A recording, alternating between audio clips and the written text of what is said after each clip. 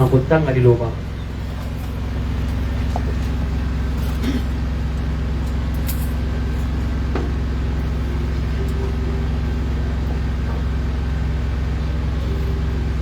Nous lisons Luc 17, 20. Tutangi mokanda ya Luka mokaponango ya zomi na sambo zela kotanga ya toko mibale.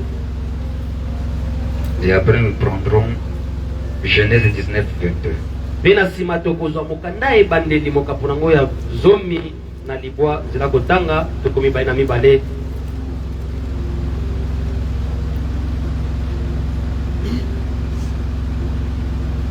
Luc 17, Mokanda ya Luka zomi na sambo verset 20. zela kotanga zomi na mibale toko mibale. Les pharisiens demandèrent à Jésus quand viendrait le royaume de Dieu.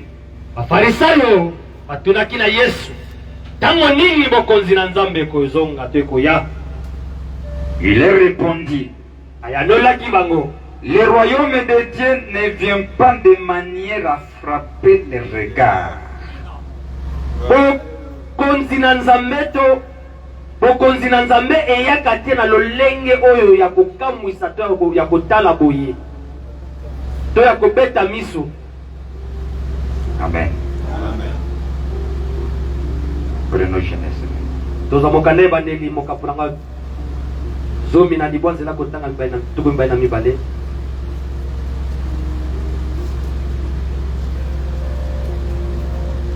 Genèse 19. Mokanda ebandeli zomi na libwa.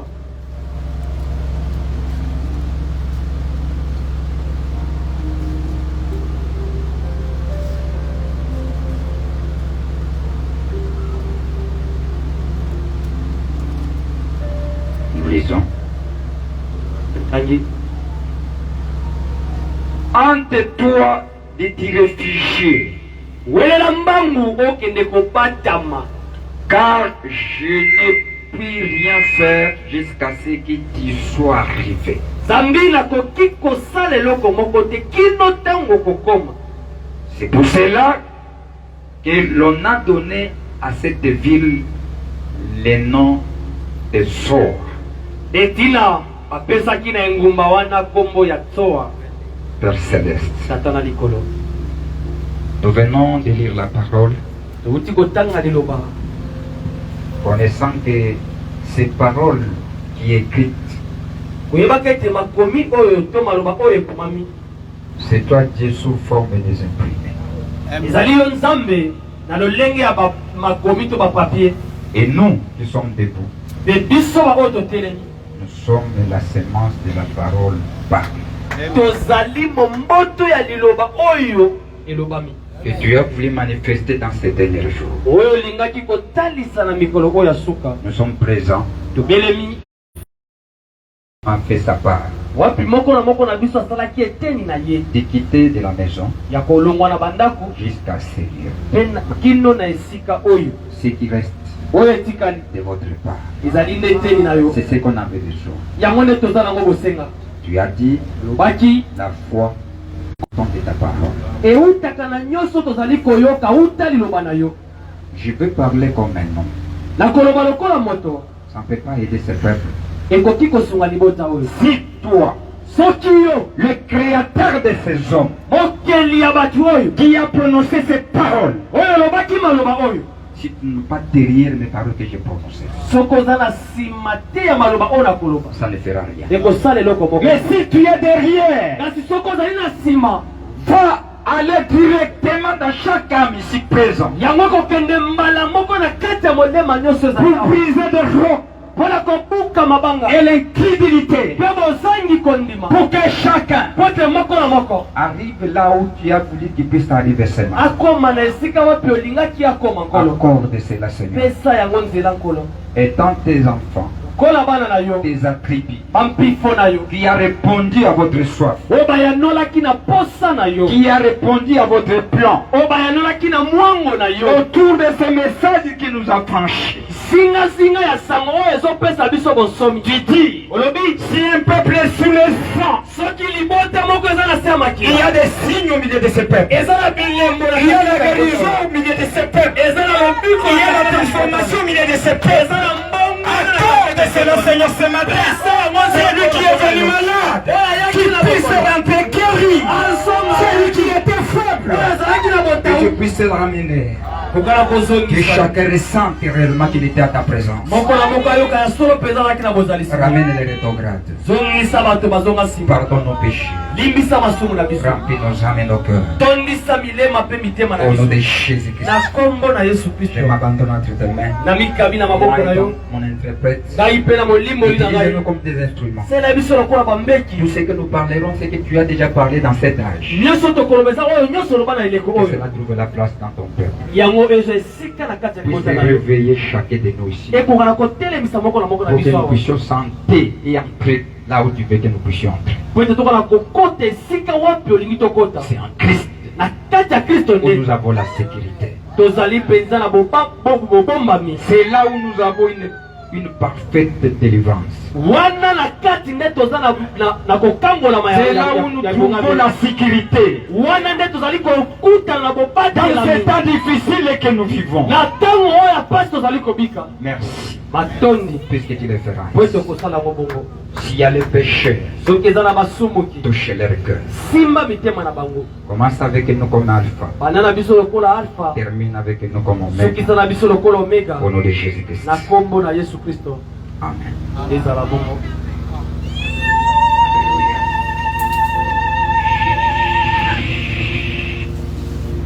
Alléluia.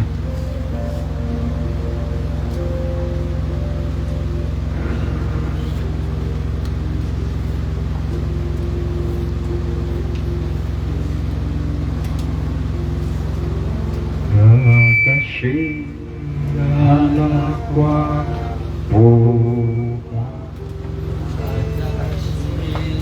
Attaché à la croix pour moi. Il a pris mon péché.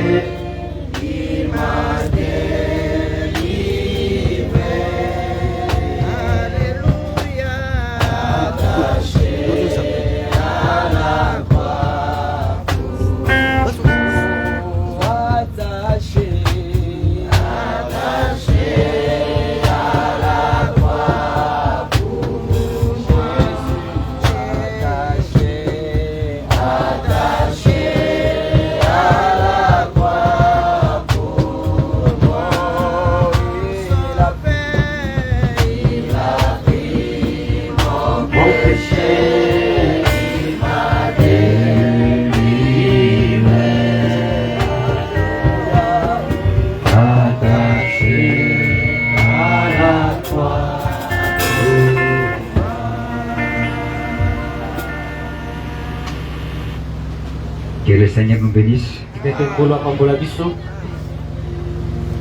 toute cette semaine. On parlait sur quelle est notre attitude vis-à-vis des événements qui est en train de se passer.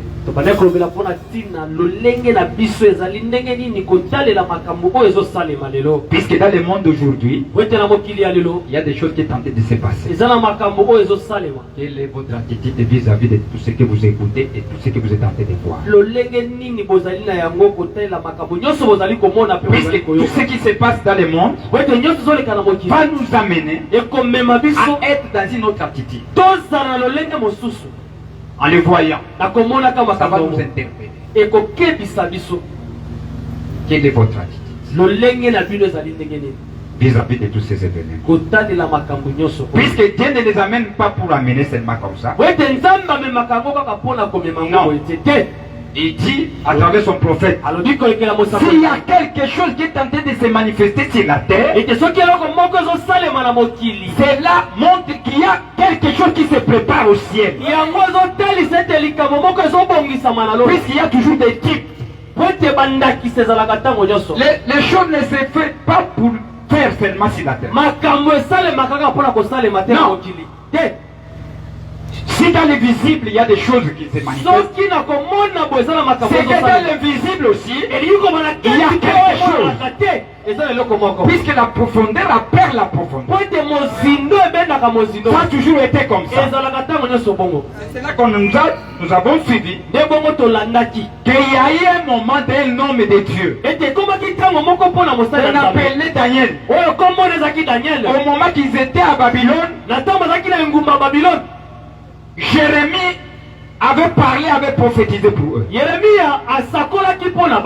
lui, en lisant les prophètes, en sondant les Écritures, il est allé voir, selon la prophétie, il n'y a plus de temps. Le peuple de Dieu est resté à Babylone. Il a vu que tout était accompli.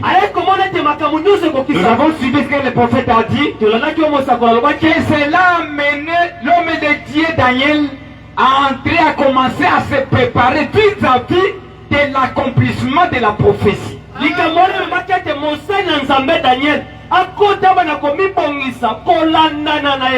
pris une attitude.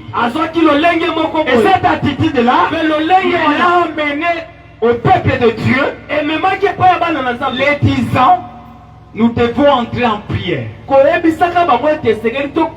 prophète a dit, et la prière qu'il faisait, c'était que Dieu puisse les aider à comprendre le temps qu'ils vivaient. Et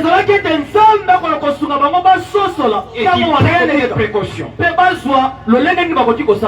Ils ont commencé à se préparer. Ils ne sont pas limités seulement à se préparer. Mais il a commencé aussi à se sanctifier.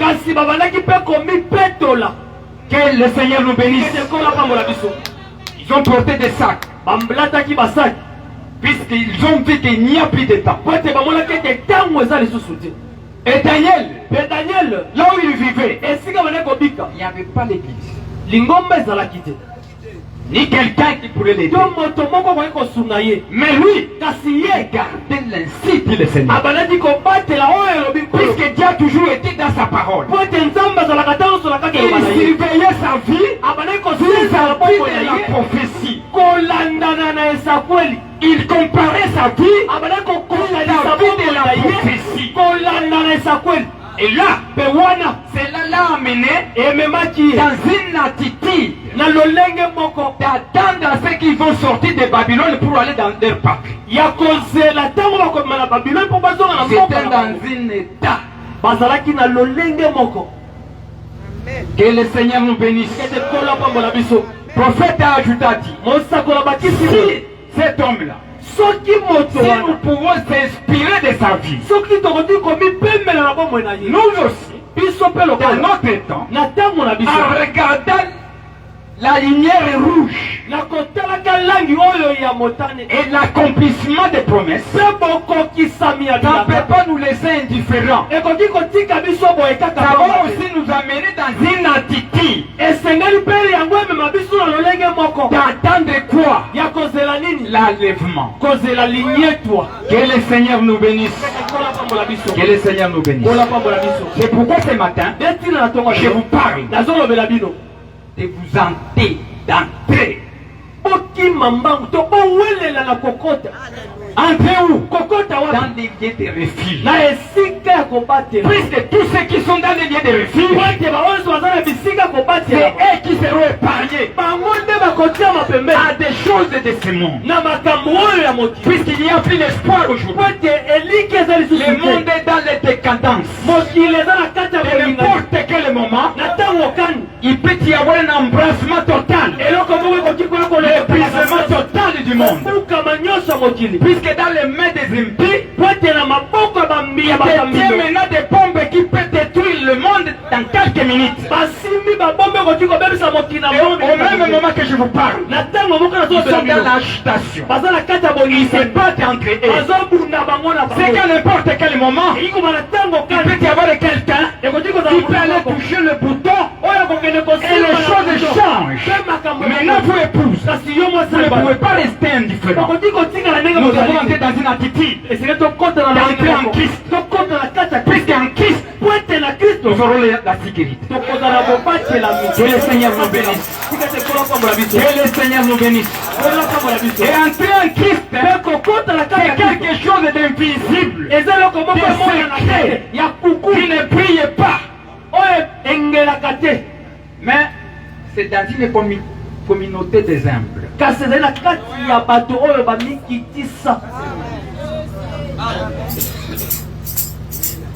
Écoutez ce que les prophètes disent. Le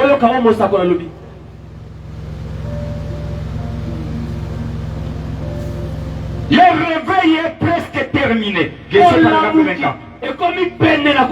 Si la prédication entre toi de te sauver là. Le réveil est presque terminé. Ça c'est vrai. Le réveil ne pue. Vous pouvez regarder au milieu des enfants de Dieu. Il y a toujours la froideur. Toujours. Il n'y a pas de prière. Les gens viennent à l'église et ne vivent pas la parole. Il y a des gens qui sont troublés. Personne ne reçoit pas les conseils des autres. Tout le monde est recueilli. Tout le monde est collé. Chacun connaît des situations. Il n'y a pas l'accès d'écouter l'autre. Les temps que nous vivons, les temps des orgueilleux, des fanfarons, les gens aiment les choses du monde. Si on leur prêche un évangile social, vous verrez les gens jeter debout. Mais si on leur parle de la vie, vous penserez que vous êtes dans un cimetière. Puisque ça touche l'âme. Oubliez que les chemins resserrés. Il y a peu qui les... Mais si je parle de mystères, c'est tout le monde qui va s'élever. Puisque je parle de mystères, ce n'est pas mauvais. Puisque derrière le mystère, il y a des vertus pour l'épouse. Le réveil est presque terminé.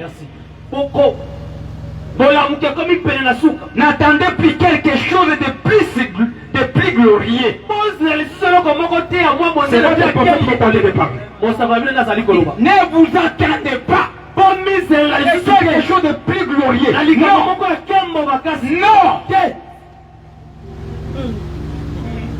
C'est les prophètes. J'attends la manifestation des enfants de Dieu. Mais attention, les filles de Dieu tentaient de se manifester. Ici, ce sont des gens humbles qui opèrent des miracles et des prodiges au milieu de nous. Ne saurez même pas. Dès que vous les regardez, la chose qui reflète, c'est la vie de Christ. La statue de Christ. Si tu peux rester à côté de lui, vous sentez cette présence bénie. Dès que vous restez à côté de lui, vous sentez la résurrection. Vous sentez la bénédiction. Vous sentez quoi? L'humilité. Vous sentez quoi? L'amour. Cet amour divin qui les bénit, qui ne les sépare pas. Acclamez pour le Seigneur Jésus-Christ.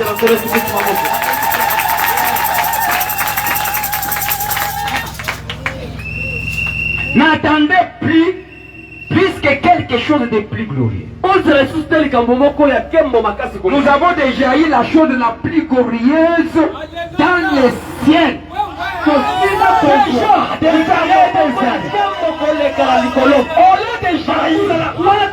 C'est déjà du passé.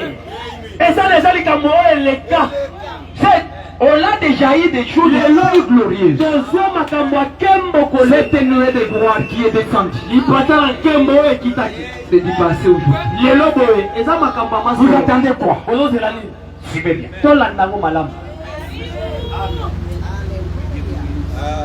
Il dit, nous avons déjà eu la chose la plus glorieuse dans les ciels.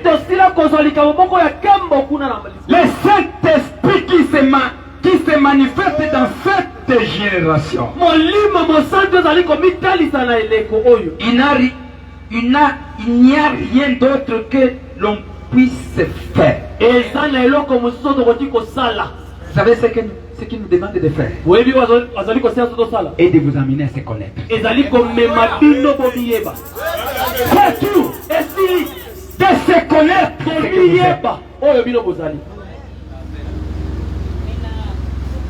Toutefois, ces jugements à venir, le monde est censé. Amen. Le monde, le jugement. Il est sans. Le jugement. Le monde est sans. Les journaux. J'ai appris au Pentagone. Je ne sais pas. Mais il disait qu'il ne savait que faire. Il est en train de déclarer ça en 1958.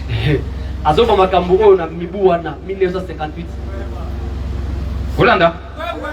Est-ce que ça c'était déjà descendu? Non. Non. C'était la voix seulement. Qui a été ressenti de la même manière que j'avais appelé Jean-Baptiste pour préparer ma première venue. Toi, je t'appelle pour préparer ma seconde venue. Ils ont senti ta voix. Et en 1960, le 28 février 1963, il est descendu. Cet ange-là, il a permis que la science puisse prendre la photo. Pour venir tester tout ce qu'il a dit. Il avait dit. Il est chaud de tout ce qu'il a dit à son prophète. Le prophète dit que le septième ange a tiré mon regard. Puis que c'était lui qui détenait les secrets. Alléluia. C'était lui qui détenait les secrets. Il a tiré mon attention. Et on se regarde. Les ciels, terre, sombre. Et il y a eu un conseil. Et la terre a monté. Ils ont fait la conférence dans les heures. Alléluia. Et le prophète voyait qu'il est monté dans une plateforme. Et il a commencé à prêcher dans les soleils. C'était dans la ligne ou dans les soleils. Que le Seigneur nous bénisse. Il n'y a pas d'étonnant pour que toi déjà été confirmé. C'est là que le prophète a dit. En lisant les Écritures, nous voyons la confirmation de tout ce qui a été promis. En regardant les prophètes, en regardant les disciples, en regardant l'épouse, en regardant le monde, nous voyons l'accomplissement de toutes les choses qui a été promis.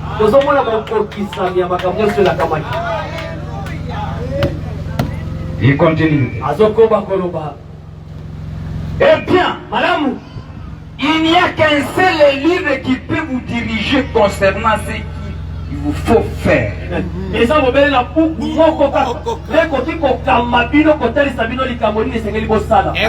C'est la Bible.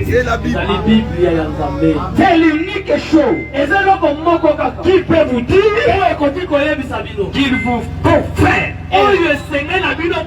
Levez la tête. Rétrécif. Il n'y a aucun moyen d'échapper. Il n'y a pas aucun moyen d'échapper. Le jugement de Dieu. Les hommes ont déjà dans leurs mains ce qu'il leur faut pour pouvoir détruire ce monde en une heure.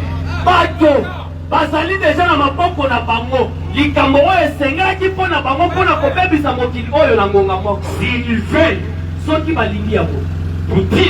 Poutine, dernièrement, ils étaient en Beijing. Ici, la Chine, ici, maintenant, je vois comme si les États-Unis étaient en train de jouer. Je prends le contrôle. La mer Noire. la mer Noire. Je vais commencer à prendre le contrôle de cette mer-là. Et on mobilise les missiles qui chantent. Ce sont des têtes qui portent le bombe atomique. Qui peut détruire le monde dans quelques secondes. Il les met en alerte. Comme les États-Unis ont envoyé les porte-avions pour surveiller les choses qui étaient en train de se passer à Gaza. Ou Israël. Et les Hamas sont en train de se battre. Et Israël a décidé que la guerre sera longue. Il va détruire les Hamas. Et Hamas, il a dit, Israël, si tu n'arrêtes pas, j'entre en guerre. Attention, et l'Iran, il est détenteur de la bombe atomique. Attention, si vous pouvez sonder les Écritures, le prophète dit qu'il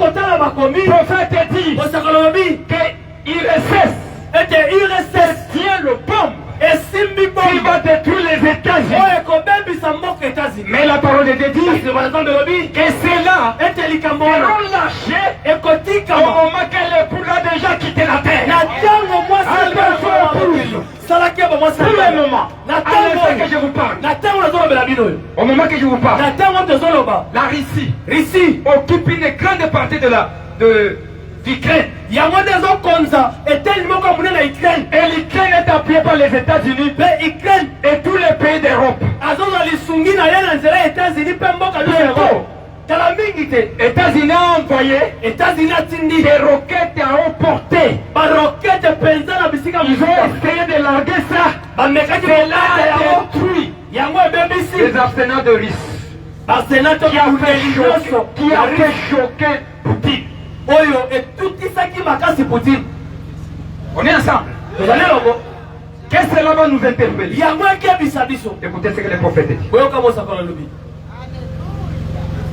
Ce message ne prêche pas l'histoire. Il prêche la réalité. Puisque nous sommes dans des temps où l'épouse est dans l'arche. De la même manière que Noé était déjà dans l'arche avec ses enfants. Ils attendaient seulement quelque chose. Mais ils étaient déjà. Écoutez ce qu'il dit. L'homme ont des gens dans leurs mains. Ce qu'il leur faut pour pouvoir détruire ce monde en une heure. S'ils veulent. Qu'est-ce qui empêcherait la Russie de cet après-midi? Qu'est-ce qui empêcherait de ces leaders de prendre une boîte de volcan en boire trop et pousser sur un bouton et faire sauter toute terre hors de son orbite? Ameli mingi masanga pe azui afini buto ya moka babombe wana pe kopungwisa mokili mobimba libanda meme ya sika na yango. Et cela ne serait pas contraire aux Écritures. Pas du tout. Vous y voilà. Voilà ton commis na sika yango. Voyez, nous sommes au temps de la fin. J'aimerais vous rappeler que toutes ces choses que nous avons vu arriver au courant de cette semaine, que le Seigneur nous bénisse. Lorsqu'il est réunion comme ceci, dans un lieu préparé, les gens ne manifestent aucun intérêt. Cela indique absolument que la chose est proche.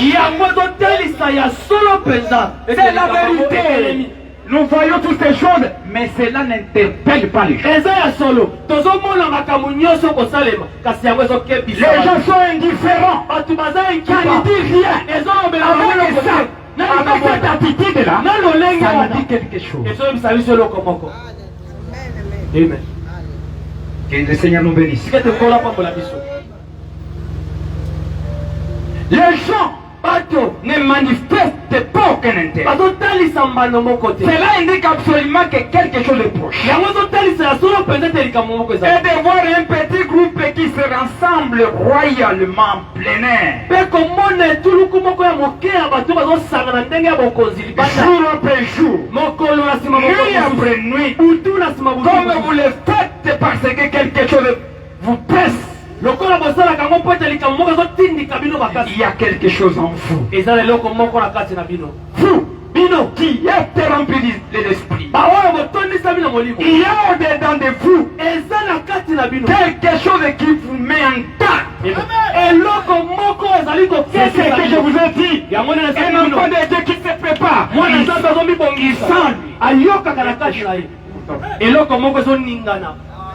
quelque chose qui lui prend en garde. Quelque chose qui lui dit. Attention, à ce moment, entrez en prière. À ce moment, tu es un petit peu. À ce moment, attention. Revenez. À ce moment, allez à l'église. À ce moment, allez quelque part, allez visiter ton frère. À ce moment, il a toujours quelque chose en lui. Il dit, eh bien, un grand théologien qui avait peut-être beaucoup d'instructions pourrait venir dans la ville. Et il pourrait très bien s'y éclaircir et prononcer ces termes. Peut-être que chaque église de la ville aimerait collaborer pleinement avec l'église.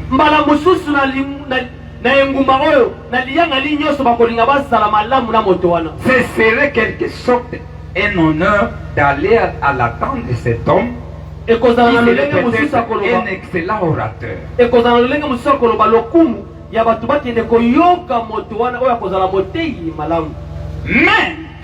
ce n'est pas cela que l'église attend. L'église,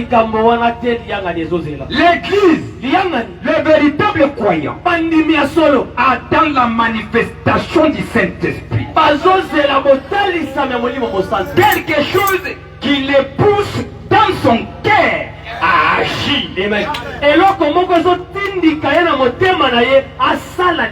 Les enfants ne savent pas ce que c'est. Mais que Dieu m'aide cet après-midi à vous expliquer ce que c'est. Vous savez, les enfants de Dieu n'en savent rien. Mais c'est lui qui sait. A placé en vous quelque chose qui ne peut pas te laisser tranquille. Et vous poussez toujours à agir. À faire quelque chose. Chaque jour. Je vais témoigner quelqu'un. Chaque jour, je vais faire quelque chose de mon royaume. Chaque jour, je vais ajouter quelque chose. Chaque jour, il y a quelque chose à faire. Voilà un enfant de Dieu. Pas quelqu'un qui s'emballe. Si ce sont des projets, il n'oublie pas. Attention. Attention. Si c'est un travail, il oublie tout. Pas ça. Si c'est le mariage, il oublie tout. C'est seulement le mariage. Non.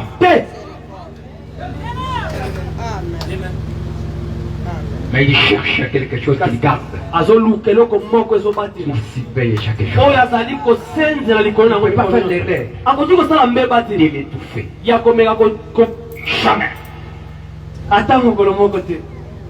D'étouffer la chose. Il est toujours très sensible. Que le Seigneur nous bénisse. Et tout ça, on le garde en quoi? Dans la prière, en en lisant la parole de Dieu, na kotanga loba na Nzambe, à creuser des révélations, na kotumbola ka bimonise, pas être emporté, ezate ko maman, pas être emporté par un véritable orateur. ezate ko L'église a pas besoin de ça. solo, L'église a besoin.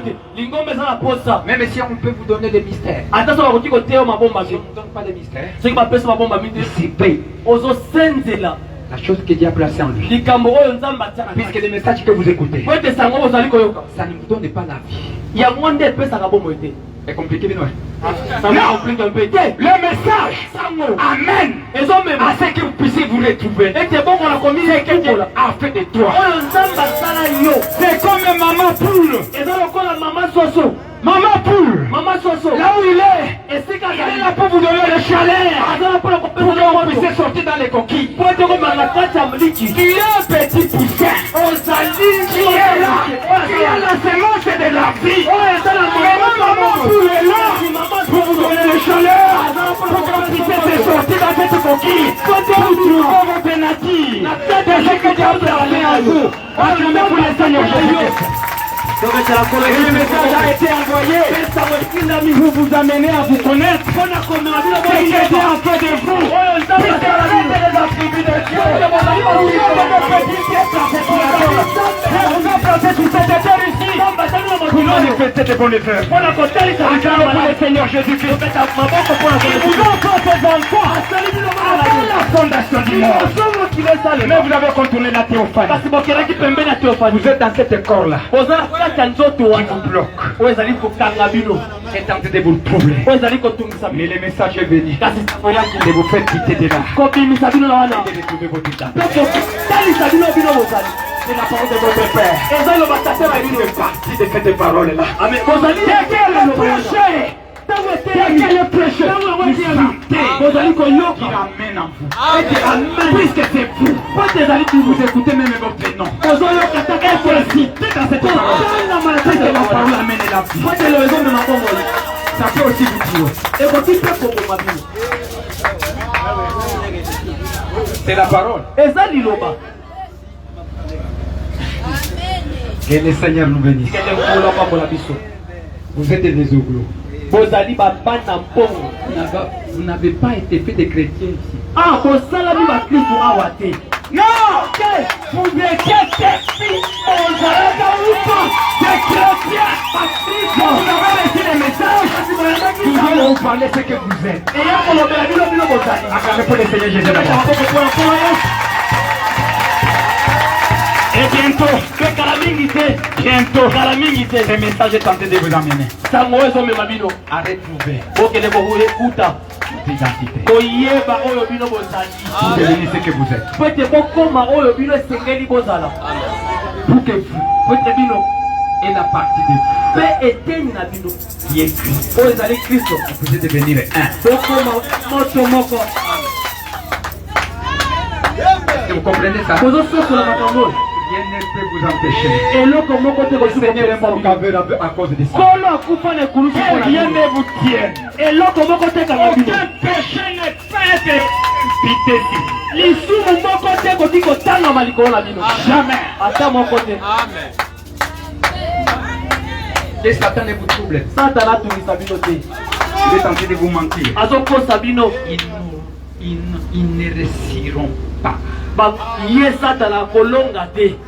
Même s'il fait comme même si vous êtes dans cet état que vous êtes, un jour, vous êtes toujours un enfant de Dieu. Toujours un enfant. Si tu peux te trouver dans cet état de vie que vous êtes,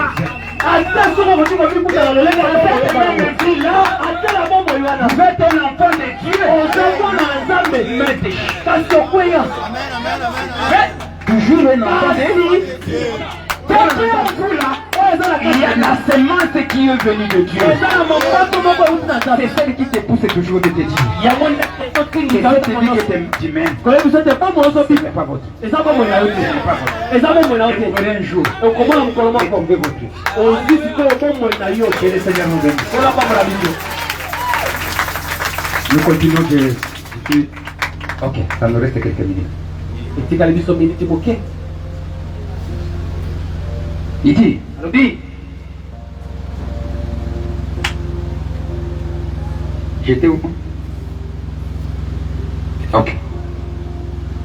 Le prénom 18 56. Même mes prédications. l'idée à moko wana. Même avant d'arriver là, j'ai retourné d'abord. Liboso la ko mwana tozonga mokesima. Vous savez ce que je vous dis ici? Oyebi makambo na zoyebisa bino awa. Beaucoup des enfants de Dieu, Bana ebele ya Nzambe. ils se lient eux-mêmes. Bamikangaka bango moko. Lui, il est déjà délivré. Iye akangolama. Mais Satan lui dit, Na Satan azoyebisa ye. tu vas ce que tu as. Omoni oyo osali. Est-ce qu'un enfant de Dieu peut faire ça? Mwana Nzambe akosala penze lokola. Il dit ça. Azoyebisa. Pourquoi il arrive à te dire ça? Siko mpona nini azokomba koyebisa yo yango. Il n'a jamais dit à celui dans le monde de ce qu'il fait. Atikala te koyebisa bato ya mokili oyo bango basala. Le fait de te dire ça, Kaka ndenge azoyebisa yo likambo wana. Dieu permet cela pour que tu puisses répondre oui. Ce qu'il me dit ici, ce n'est pas ma vie. Nzambe azopesa yango nzela ke okoka na koyeba oyo azoyebisa nga oyo eza mpe mabeta. Eza bomoi na ngai te. Oui, Ya solo. réellement. Ya solo. Pourquoi je sors avec ces gars? Oyo nazobima ndenge mobali oyo. C'était ma femme de l'école. Mwana Nzambe mpe nakobima na mobali oyo. Commencer à être accepté, à être baisé chaque fois. Mpe nandimaka mpe bapesa yango babizu. Réellement, c'est ça. Mais je suis un enfant de Dieu. Ah, ya solo mpenza kasi naza mwana Nzambe. Mais ça te vit. Kasi bomoi oyo eza ya ngai te. Satan va vous arrêter aussi. Satan mpe asungi yo. Ah, c'est comme même. Ya komere. Mais là, ne laissez pas la place à prendre le contrôle. Ah, kotikela ndete esika aza mokonzi likolo na yo. Toi, tu es un enfant de Dieu. Yo oza mwana Nzambe. Puisque ton père qui t'a appelé, Ote tata il na t'a yo. jamais rejeté. Atikela Jamais. ata Il te mokolo. voit que tu es un enfant. Azomona ete oza mwana. Tu n'as pas encore compris. Nano sosoli ndete. Oyo yo ozali. C'est pourquoi tu fais ça. Ndeti ozosala C'est makambo. pourquoi tout ce que tu fais là, Ndeti ozosala wana. c'est le fruit Ezali mbuma de l'incrédulité. ya bozangi kondima. Mais ce n'est pas le péché. Kasi eza mpe lisumu te. C'est le fruit Eza mbuma de l'incrédulité. ya kozanga kondima. Vous connaissez que la vérité, ce n'est pas le péché. Boyebite kindima eza lisumu te. C'est le fruit Eza mbuma de quelqu'un qui ne croit pas. ya moto oyo andimeli te. Pourquoi tu fais ça? Ndeti ozosala yango. Et si tu crois, Kasi oko je ne ndimeli. peux pas le faire. Okoti kosala yango. Non. Te. Les mensonges, Lukuta. ce n'est pas le péché. Eza lisumu te. C'est le fruit Eza mbuma de quelqu'un qui ne croit pas. ya moto oyo azondima te. C'est pourquoi il dit. Ndeti nakokosa. C'est pourquoi un enfant de Dieu Ndeti na mwana ne Nzambe peut pas pécher. akoki kosumuka te. Jamais. Ata mokolo Il ne peut pas. akoki te. Il est proche. Soki ameki Il se retrouve. azongi Il se relève. atelemi Il demande pardon. asengi Kristo. Ce n'est pas ça la vie. Ezosalela ye te. Ce n'est pas ça la vie. Lokola eza na Il ne yeye. peut pas continuer à rester dans cette église. akoki te kokoma kobikela bomoi ya sali te. La nature qui lui porte ezaleli oyo ezolata lui dit ezoyebisa ye à chaque fois s'il fait quelque chose. na te uso osala eloko ya Il mabe dit ça que tu fais. abi oyo Ce ozosala n'est pas moi. eza ngai te. Ça oyo est venu des corps que vous portez. euti na nzoto bolati wana De votre père et votre ya mère. tata mpe mama na Ce ye qui vient de moi. kasi oyo euti na ngai Obéissez à la parole. etosaka liloba Allez, demandez pas. yesenga bolindi Et dès que tu pars, ntango okei il arrange selon la parole de Dieu. obongisi ye ndenge liloba na nzambe Là, tu es pas. wana olimbisa te Pourquoi le prophète dit te ntina mosakola te tête défilé là, ete na lolenge wana makambo ce jour-là, mokolo quel wana enlèvement ya linyeto nous ferons tokomona tous ces gens depuis les âges des églises. bato nyonso nauti abandela bileko Marchant porte bombée. kotambolaka tolo Le liboso gardant sur leur poitrine. kotelaka liboso Le sang tolo de Jésus-Christ kilo ya qui yesu les a franchis de tous tes péchés. ezokotambola bango na masumu Il marche avec ça, bazotambola na avec yango le sang de Jésus-Christ. na makila ya yesu kristo Que le Seigneur nous bénisse. Que le sang de Jésus-Christ mpe est makila ya yesu kristo c'est ce ezali message. elasango oyo Du temps de la fin, ya ntango ya à suki qui nous rônons wapi ezali kobita biso motole de tous les âges. ya bileko nyonso Un peuple heureux, un peuple privilégié. libota oyo litomba libota esengo n'était pas n'importe. poza bato ya petete Non. te Et vous ne resterez pas. pe bokotikala pe bato Et Satan n'arrivera pas à vous toucher. Satan akokoma kosimba bino te jamais ata mokolo moko Puisque vous êtes écrit dans le livre des fils des agneaux, une partie particulière. ewe po ete bokomomi na kati ya buku ya bombo ya mwana pate eseli moko ya lolenge mosusu Ces gens-là, bato on wana passait de la mort à la vie. aleki uteli Ils ont wakili retrouvé leur identité de ce qu'ils étaient. bakuteli na lolenge ya bango bango Il n'y bazalaki a na pas de balenge condamnation si c'est akokweyisama likolo ya bato wana ezalaka lisusu te entre toi na katikati ya yo d'entrée. welela mbangu Entre où? En Christ. kokota wapi na kati ya Entre toi. Si tu es welela mbangu dehors, soko ozali Entre banda dans ces milliers de sécurité. kota mbangu na esika oyo kobatelama Là où il n'y a pas de condamnation. esika kokweyisaka ezali te Écoutez. yoka amen Il y a quelque chose de bon ici. eza eloko boka malamu et le péché. mpe lisumu Le péché. yina lisumu Le péché doit être jugé. lisumu esengeli esambisama Il a été dit que si Dieu ne juge pas l'Amérique très bientôt à cause de ses péchés, elobamaki ete soki nzambe asambisi amerika kala mingi te mpo na ntina masumu na yango il devra ressusciter Sodome et Gomorre esengeli na nzambe alamusa sodome na et gomore leur demander pardon. mpe kosenga sodome na gomore Qu'est-ce qui était en Sodome et Gomorre? nini ezalaki na sodome na Les gomore homosexuels. bato mibali babalani mibali na mibali Les gens ont changé leur nature. bato babongoli lolenge na On bango commence à se marier avec des chiens. babandi kobala na bambwa L'homme moto refuse à mettre au monde. aboyi kobota Il aime gérer un chat. alingi abokola to anyangela Aujourd'hui, mpona nyau De ceux qui étaient à Sodome, lelo makambo ezalaki na Les sodome gens invités à ne pas vieillir. bato babandaki kokima koboya konuna Et l'esprit aujourd'hui qui a envoyé l'église. mpe molimo ya lelo Nos jeunes Zinga frères liboko. n'aiment plus mettre au monde. bandeko na biso basi balingi kobota lisusu te Il a 3 enfants. aza na bana misatu Na uzwa donc. oh non papa je dois avoir une piqûre et puis vous prenez vos piqûres là sans dire au pasteur nana biso makambo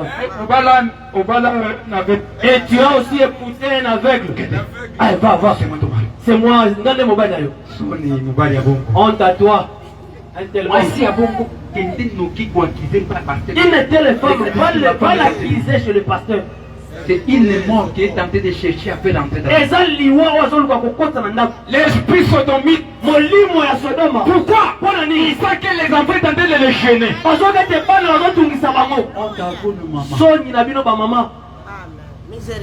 Vous ne voulez plus s'occuper des enfants. Vous avez changé vos enfants à devenir nos femmes. Regardez-moi ici, regardez-moi ici. Honte à vous les mamans. Regardez-moi ici. Honte à vous. Oh, il y a de préparer pour votre mari. Mais si on l'a pour la laisse la cuisine à la femme. On dit que cuisine n'est pas la panne. Tantine, la mère papa n'a rien que pas pour papa. Moi je suis vraiment fatigué. Sony. Honte à toi. Honte à vous. Sony Nabino. Avec un attaque. Oh, je peux vendre. Une femme aveugle se réveille 5 heures. Moi si on est aveugle la mkara 5 heures. Il ne prépare pas même pas quelque chose pour son mari. Azola melo côté pour l'envoyer na yo. Attends mais maman pour le coup. 5 heures. Il peut prendre le pain. Et après, Asima, il s'installe dans l'endroit où il vend. Avant de laisser teka. Il ne sait même pas si son mari a habillé quel habit. Ayebi kutu te mo bana la taki la nini. On t'avoue. Soni Nabino. Tu oublies ton rôle. À la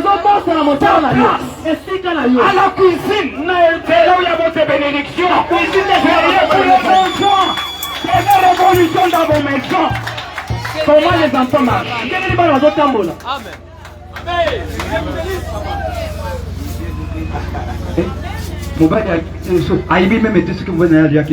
La femme ne sait même pas ce que son mari avait mangé.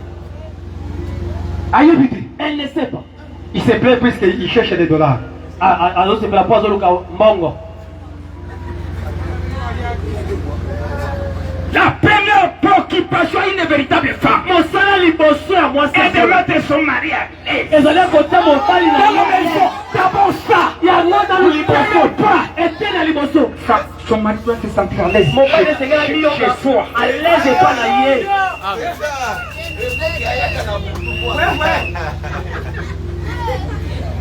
Maintenant, écoutez pas. Ça devient maintenant difficile Voyez la même goût à mobile. pour savoir même quel est le goût de ton mari. Tu ne prépares pas pour lui.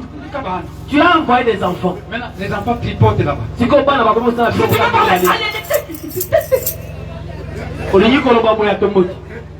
L'homme c'est fait. Papa Selfish. ayebi à salami. La sœur Vazo c'est la auquel de l'homme. Ah, laissez attendre pour aller au ciel. On irait nulle part. Pour qu'il décide. Vous ne rentrez pas.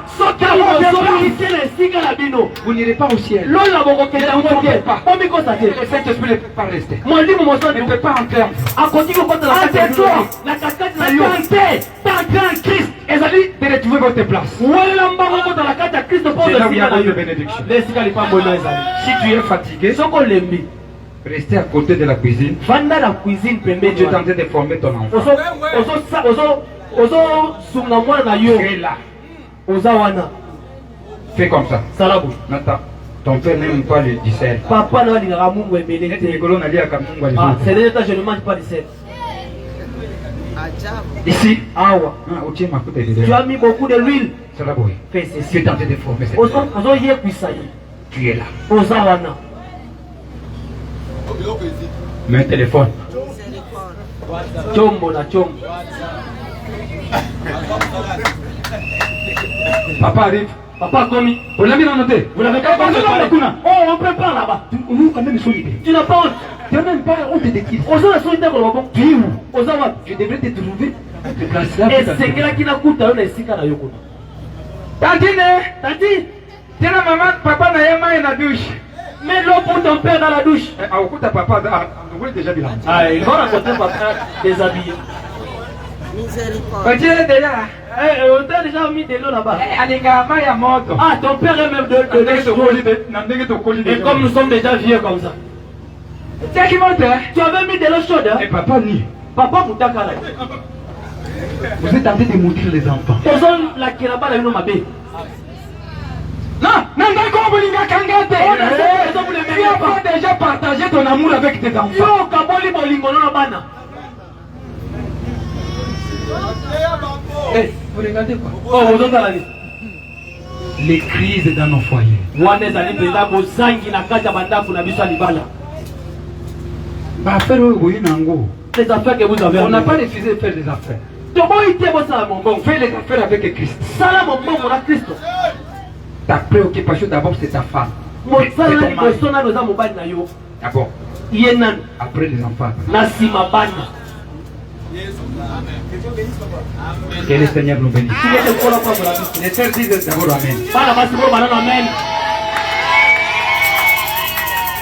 Vous allez rentrer à la cuisine. Reposons la cuisine. Il n'y a pas des amens. Est-ce que vous allez rentrer à la cuisine? Reposons à la cuisine. Si vous ne dites pas Amen, il n'y a pas de ciel. Donnez des programmes à vos enfants que vous suivez ces programmes. Vous êtes derrière ces programmes.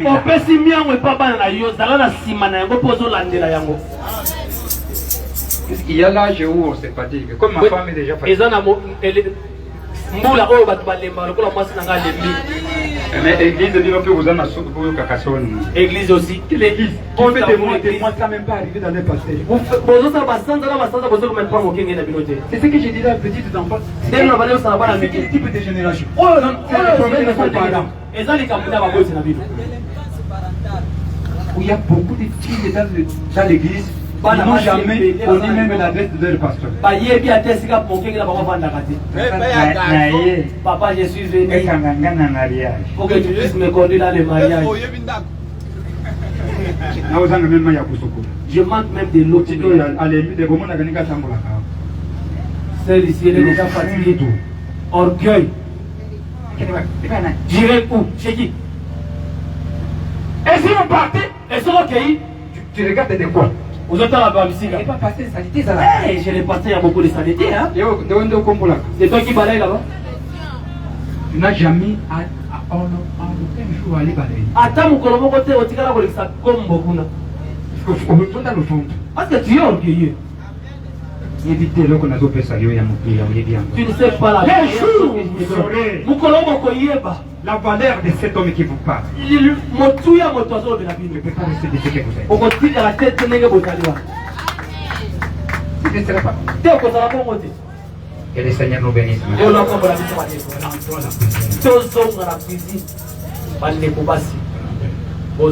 Développer les mauvais esprits. Nos mamans ont abandonné leurs tâches. On ne peut pas avoir des bénédictions dans l'église comme ça. Difficile. Vous avez changé la donne. Pourquoi vous laissez la cuisine à vos enfants? Accompagnez ces enfants-là. Et même c'est là qui s'est marié. J'avais posé la question aux autres le matin. Qu'est-ce que tu as testé? Le prophète dit tester d'abord. Omega qui nini, mon savoir bien mécanan. Oui, il faut tester.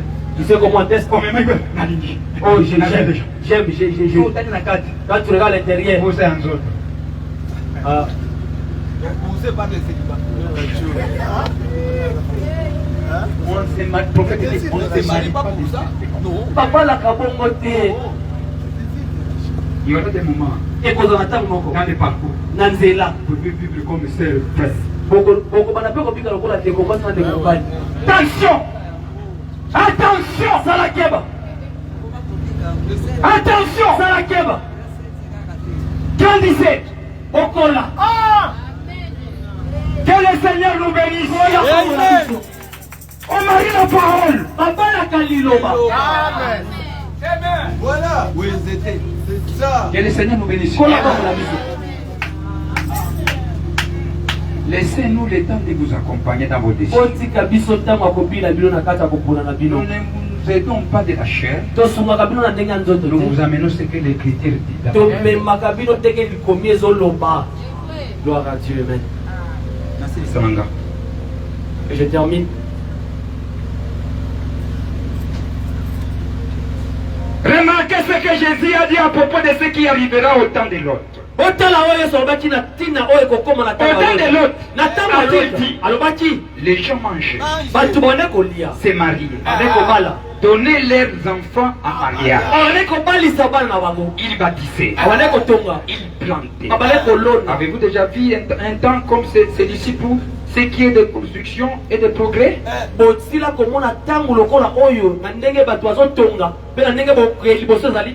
Considérez l'homme depuis 100 ans.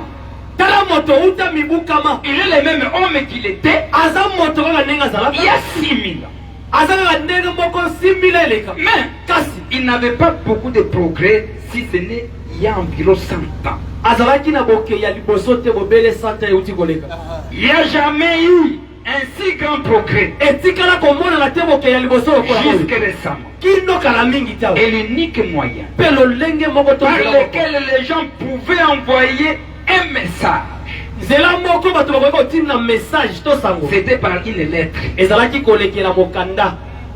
ou par courrier. Aujourd'hui, les gens n'écrivent plus des lettres. Frère Billy Paul a côté kakana coma puisque nous devons déjà. Frère Billy Paul entre dans le coma et nous tous. Dans quelques secondes. C'est pas ça. Qui écrit dans les lettres ici? C'est toujours l'Android là. Et comme il y a Android et Android. Ayez d'abord honte de vous. Tu vois une petite fille qui prend l'Android, il prend des photos et Tani, il envoie un cachet. Au moins, moi, ça suit Android, il y a un moutaka la kaki photo à tirer le mobile. Elle pasteur a voté votre téléphone. Pasteur, alors quand il a un avis sur. Quand le papa va prendre votre téléphone de fille, oh le pasteur est en train de préparer mes enfants. Je sais là où je t'en donner les amis. Faut qu'il n'a pas de téléphone. Si je récupère leur téléphone, n'entrez pas dans mes affaires. C'est pour votre bien. Vous ne me mariez pas. Vous vous mariez là-bas, vous mariez vos enfants, vous ne me donnez rien du tout. Qui m'a déjà acheté une veste parce que sa fille a été mariée. Ne pas être découragé, ne plus surveiller vos enfants. Ils seront détruits ici. Quel est ce parent qui peut envoyer son enfant ailleurs? Moi, les brebis d'autrui, ça ne va pas intéresser son pasteur. Moi, l'empathie à Batu. Je vais envoyer ta brebis chez son oncle.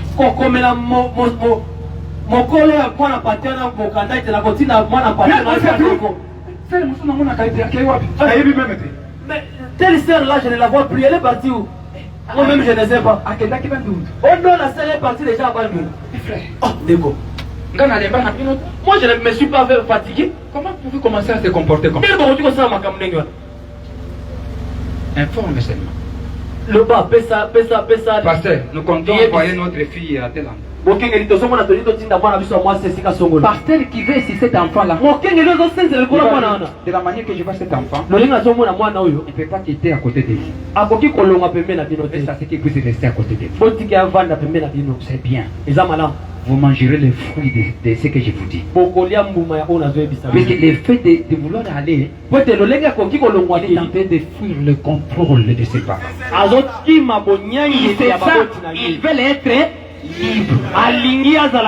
Puisqu'il y a l'âge qui amène à nos enfants à se sentir libres. Pour faire petit, un enfant dans la maison va se sentir toujours qu'il y a quelque chose qui les contrôle. Et c'est surtout les jeunes filles. Il y a trois vertus à garder. On ne peut pas donner aux hommes la virginité sacrée, la maternité sacrée et la féminité sacrée.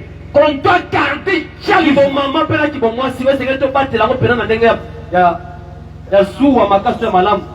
Que le Seigneur nous bénisse.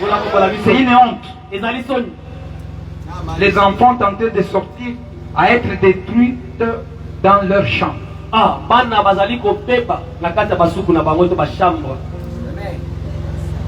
Un parent qui n'a jamais eu un temps de vérifier le téléphone de sa fille.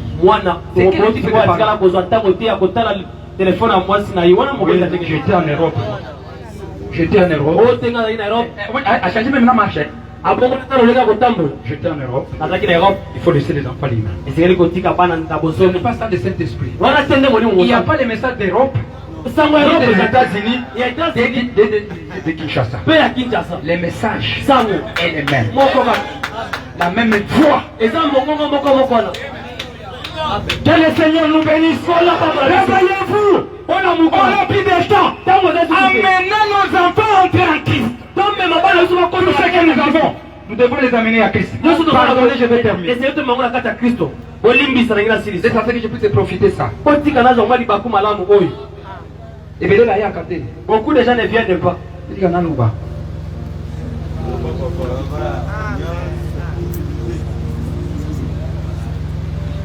Il dit, il devra ressusciter Sodome et Gomorrhe et leur demander pardon. Nous mentionnerons ce que nous savons. Tous ceux qui ont un brin de spiritualité réalisent que c'est la vérité. Nous sommes à la fin de la route. De savoir que vous êtes en sécurité en Christ. Il n'y a que c'est le moyen pour vous de pouvoir y être. C'est parce que Dieu vous a élu à y être. Personne ne peut venir à moi si le Père ne l'attire premièrement. Et tout ce que le Père lui donne, il résistera au dernier jour. Eh bien, Jésus a commencé à parler. Ce qui arriva du temps de Noé arrivera premièrement à la venue du Fils de l'homme. Eh bien, remarquez certaines choses qu'il a dites. Il a dit, au temps de Noé, les gens mangeaient, vivaient, se mariaient, et donnaient leurs enfants mariés, ainsi de suite. Remarquez que Jésus a dit à propos de ce qui arriva au temps de Lot. Et au temps de Lot, a-t-il dit, les gens mangeaient, se mariaient, donnaient leurs enfants mariés, ils bâtissaient, ils plantaient. Avez-vous déjà vu ce temps-là? Aujourd'hui, nous avons les téléphones. Aujourd'hui, l'Android. Le monde a changé. Tout a changé. Il termine, il dit 56. J'aimerais que vous remarquiez.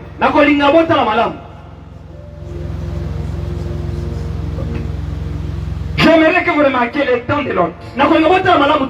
C'est pourquoi je crois que l'église, ça n'ira avant qu'un missile touche la terre et la fasse voler à l'éclat.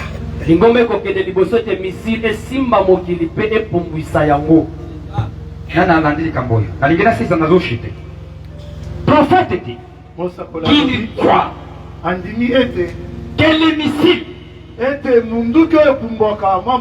va toucher l'orbite, la terre, au moment que l'épouse sera déjà partie. Que le Seigneur nous bénisse. C'est ça la chose qui nous donne de l'espoir pour que nous puissions sentir et entrer en Christ. Puisque tout est en train d'être apprêté. Je ne suis pas un théologien. Je n'ai pas assez d'instructions. Mais regardez ce qui est en train de se passer. L'église s'en ira à la maison. L'un de ces jours, l'un de ces 4 matins,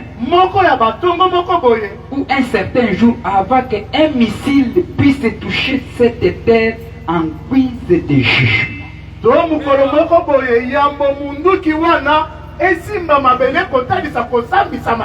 Avant que le jugement survienne, l'église sera partie à la maison. Si le jugement est suspendu, si près, on peut le voir. L'écriture sur la muraille, ou dans le ciel, où ils peuvent entrer dans ce booking, où 2 ou 3 bombes mettraient fin à la chose entière. Et ils peuvent bien le faire aujourd'hui. S'ils veulent, nous voyons cela. À combien plus forte raison Jésus pourrait venir cette terre même pour prendre son église? Il ne reste plus rien. S'il savait. C'est vrai. Nous essayons là. Nous essayons là. Nous nous asseyons là. Et disant, eh bien, j'en ai déjà entendu parler avant de dire ce que pasteur est en train de dire. Et après les gens rejettent. Mais j'aimerais que vous puissiez remarquer ceci. Le temps de Lot, Dieu a dit, je vais brûler Sodome et Gomorrhe. Il a dit à Lot, laisse ta femme, suivez-nous, allez prendre tes siens, et s'il refuse, laisse-le. Mais Dieu va détruire Sodome. Moi aussi je vous dis, rejeter n'est pas rejeter. Je te dis, à n'importe quel moment, l'église peut partir. Considérez ce que je vous dis. Ne considérez pas ce que je vous dis. Il a déjà dit. Il va détruire la terre. Tout est fait prêt. Vous le voyez vous-même. Comment les enfants n'écoutent plus les parents. Vous le voyez vous-même. Il n'y a plus de feu au milieu du peuple de Dieu. Vous vivez vous-même de séparation partout. L'amour les plie. Mais ce n'est que la connaissance. À des moments comme ceci, c'est ce que Dieu a dit. Il viendra prendre ce qui surveille, ce que Dieu a placé en eux. Couvrez vos têtes.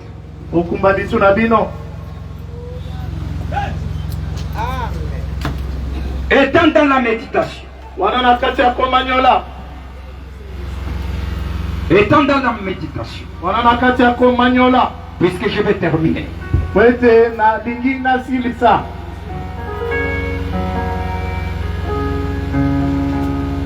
tu es venu ce matin. Ce n'est pas en vain. Dieu sait pourquoi.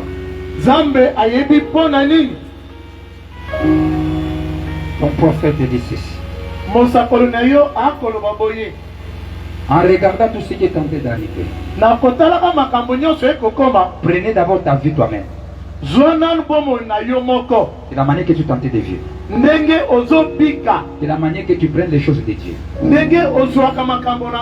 y a des fois, nous n'y mettons pas l'intérêt. Il y a des fois, pour écouter la parole, tu peux aussi prendre des décisions. Mais en un temps, les décisions que tu prends ne tiennent pas. Il y a des fois, tu peux te donner dans la prière. 2 jours, 3 jours. À un moment, tu te sens faible. Tout ça, c'est l'accomplissement de ce qui a été dit. Maintenant, je te dis ce matin, c'est ça.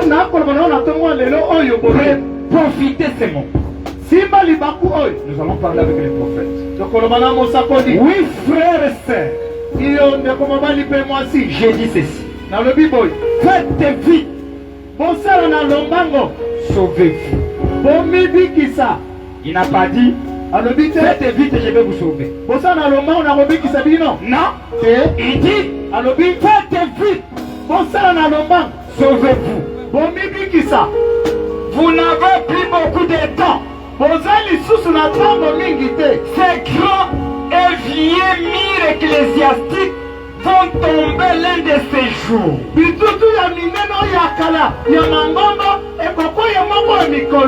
Même si vous vous bornez à vos églises, il n'y a plus de temps. On va fermer vos églises. Tu n'auras même pas un prédicateur qui va vous prêcher. Ce n'est plus longtemps. Entre vous. Tu t'es sauvé. Un jour, tu partiras sur votre église. Vous retrouverez un écriteau. Ici est interdit de se rassembler. Tu marcheras, tu chercheras là où tu vas aller, tu ne le trouveras pas. Ce n'est plus longtemps. Vous feriez mieux de courir rapidement pendant que vous avez l'occasion. Sortez du monde. Entrez en Christ. Et lorsque vous voyez le souffle chaud du jugement qui est suspendu de tous côtés, qui est maintenant en train de tourner à 1800 par heure.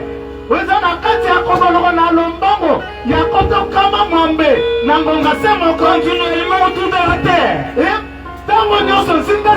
Il y a une nation pécheresse qui a la main sur un bouton pour détruire la terre. Le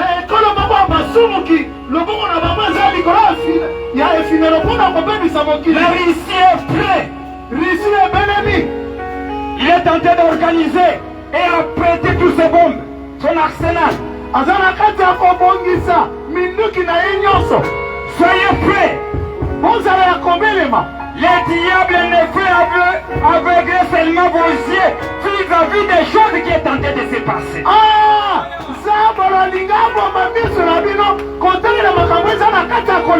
Restons dans vos églises. Quittez de vos églises. Entrez en Christ. Christ se déclare lui-même à chaque nation et dans chaque génération. Il est en train de le faire aujourd'hui. L'église nominale est endormie. L'église spirituelle est en éveil. Amen.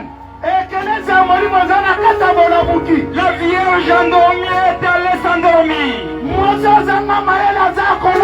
Celle qui va entrer dans la période de tribulation. Mais celle qui avait de l'huile dans sa lampe est prête maintenant. Béni soit le nom du Seigneur. Qui se passe-t-il? Plongez dans la mer chez lui et mélangez cela avec de l'eau, qui est la parole de l'air. Précipitez-vous. C'est ça le problème avec les lampes de beaucoup de gens aujourd'hui. Elle est tentée de s'endormir.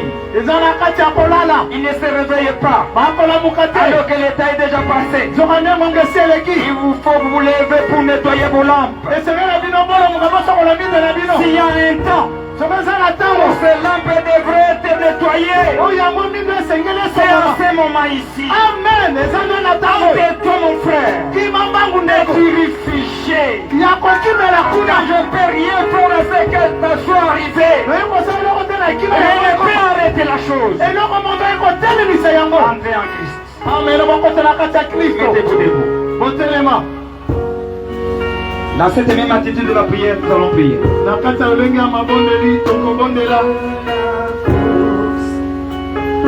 Il faut vaincre ces mondes partis. Attention, messieurs, quelle heure est-il? Il faut vaincre ces mondes partis.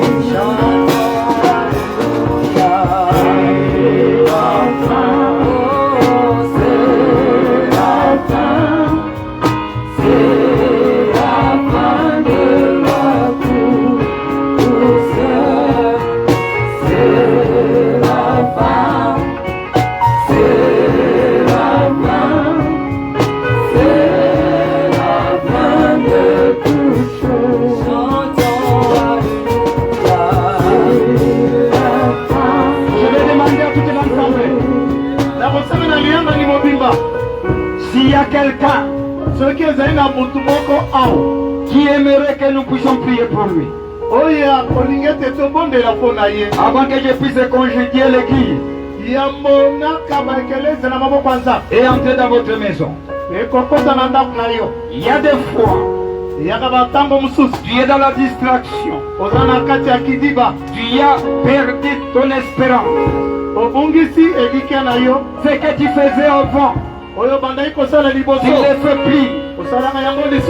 Et tu aimais que nous puissions vous aider dans la prière. Je vais vous demander de manifester cela par les doigts. Au moment qu'on est en train de jouer la musique, qu'il est ici, le Dieu est ici, pour que nous puissions prier pour toi.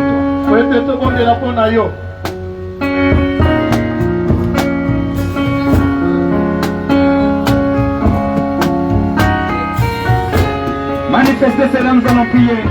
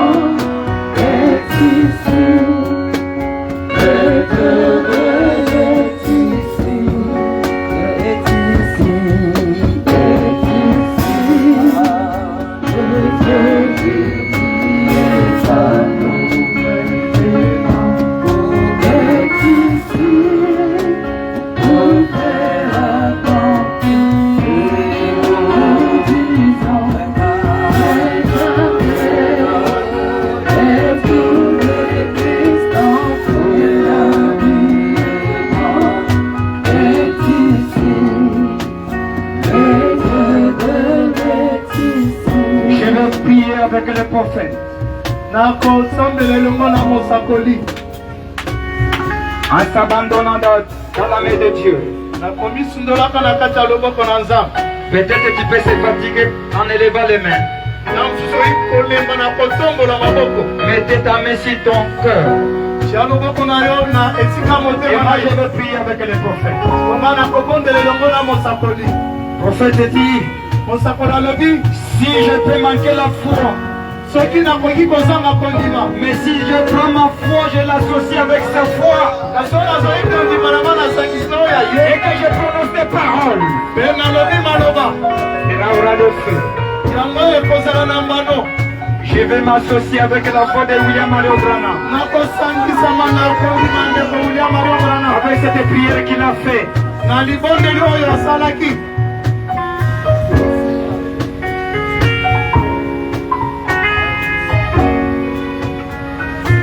En étant en esprit. En jouant la musique doucement. Je vais demander de suivre la prière. Nous prions. Père Céleste, tu es le Fils de Dieu. Et je suis très heureux de savoir que dans ces derniers jours, et mauvais jour où nous vivons maintenant, voilà l'avenir de notre roi béni. Tu as envoyé un ange sur la terre pour manifester les mêmes actes. Si l'esprit du mal était dans un homme, ce dernier ferait le mal. Alors combien de nos frères ont eu les yeux fermés en pensant?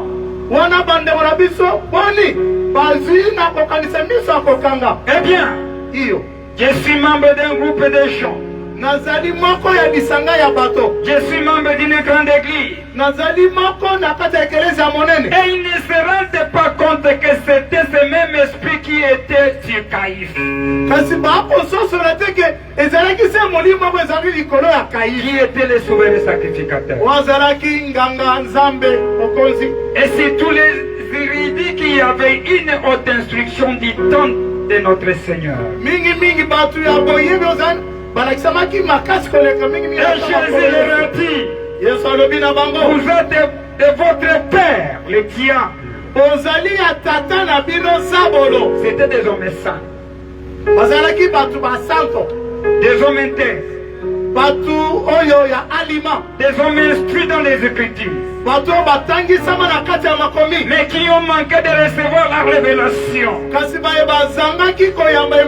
Des grands hommes intellectuels et habiles, mais qui ont manqué de voir la simplicité et l'œuvre du Saint-Esprit. Oh Dieu!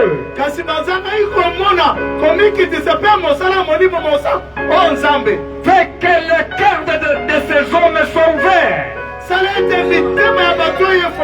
Et que leurs yeux soient ouverts. Afin qu'ils voient l'heure dans laquelle nous vivons. Il a été prédit que le message viendrait exactement comme cela s'est passé. Avant que le jugement tombe. Et qu'il obtienne miséricorde. Aide à ce que dans cet après-midi, dans cette petite église, Seigneur,